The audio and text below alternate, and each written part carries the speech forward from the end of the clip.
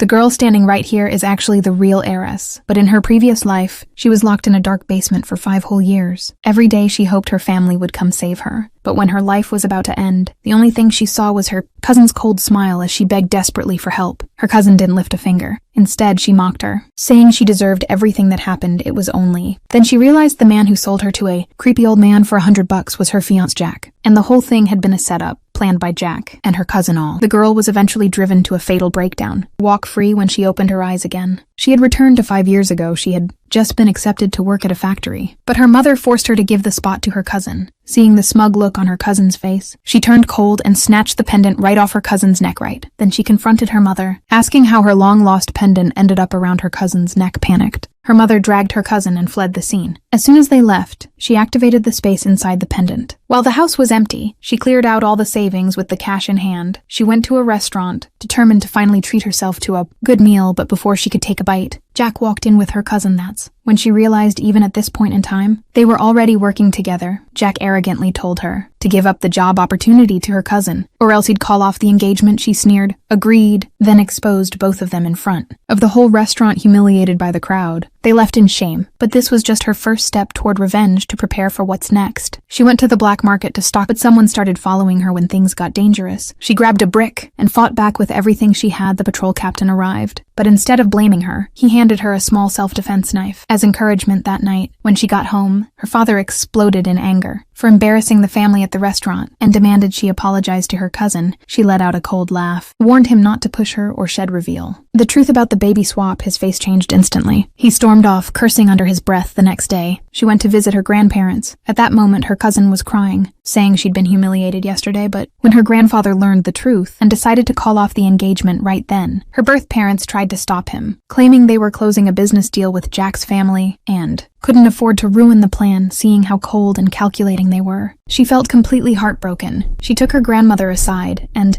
revealed everything about the baby switch. After hearing it all, her grandmother was in shock. Thinking back on everything the girl had gone through, she finally believed her and promised to have her grandfather launch an investigation. Immediately, with her grandparents backing her, she no longer had to hold back. Her cousin quickly warned her not to even think about stealing Jack back. She just stared at her coldly and said, everything that belongs to her.